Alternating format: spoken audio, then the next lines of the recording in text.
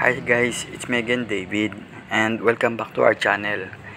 Today, I'm gonna share to you nga pala guys on some tips on how to renew your NC2 certificate sa TESDA. These tips will help you a lot guys when it comes to processing your NC2 certificate sa TESDA because alam naman natin na when it comes to processing documents, as much as possible sana smooth ang ating mga lakad, di ba? So without further ado, let's start na. Before going to TESDA nga pala guys, as much as possible, number one, you have to have an ID picture, a passport size ID picture with formal attire. So yun, it's either magpapakuha kayo ng picture sa isang Photoshop, or it's either pwede rin kayo magdala ng picture nyo na passport size. Ang kailangan nga pala ni TESDA guys is 3 pieces ng picture nyo. So kasi yung dalawa po doon ay i-attach po sa form na ibibigay nila, and then yung isang picture naman po i-attach nyo po sa nagiging new release na NC2 nyo po. So yun, number one, meron na po kayong ID picture. Isang mahalagang bagay pa po pala, number two, kailangan nyo pong mag-provide ng COE mula sa inyong previous company. And this COE po, dapat naka-acquire po kayo rito ng 1 year experience sa COE nyo. In relation po ito sa inyong TESDA certificate. Kasi po, ang COE po, dito po magbabase si TESDA kung dapat po nila kayo bigyan ng renewal sa inyong NC2. Kasi po yun po ang kanilang patakaran na kailangan po para po ma-renew ang inyong NC2 certificate. Kung anumang trade meron po kayo dyan, at least nakapag-acquire po kayo ng 1 year na experience in relation sa inyong skills.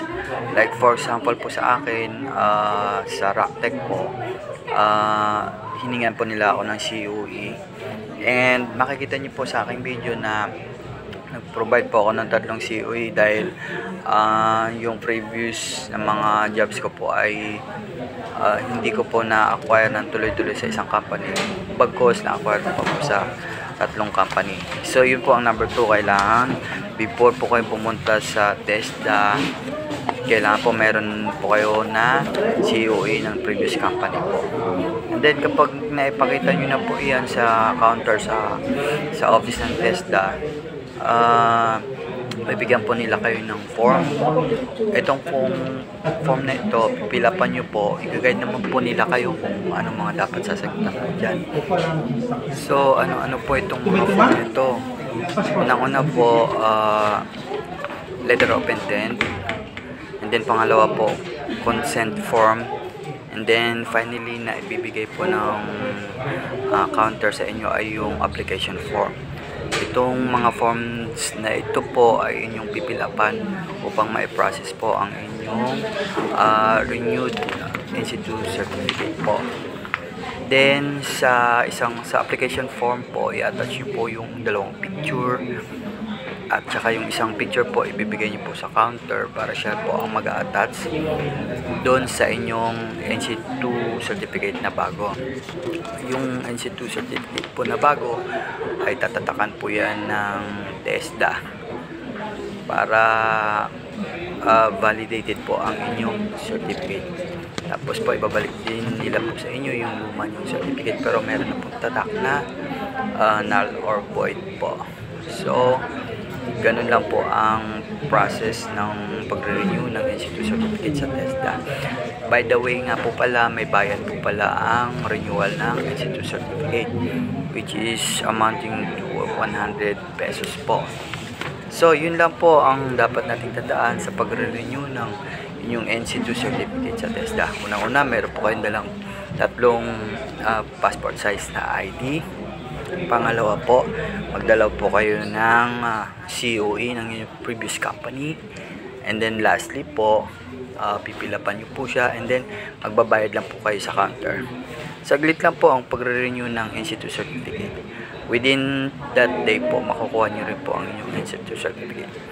So, I hope po nakatulong po ako sa inyo, lalo na sa mga baguang mag-renew ng Institute Certificate sa TESDA. Ang alam ko po, applicable po itong process na ito sa lahat ng branches ng TESDA nationwide.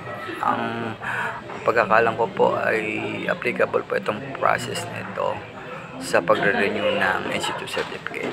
So again, maraming salamat po, at I hope nakatulong po ako sa inyo sa inyong pagbabalak na pag-renew ng inyong certificate. Marami pong salamat, and I hope you would continue to patronize my video, and please do subscribe to my channel. Maraming salamat po. Bye bye and God bless.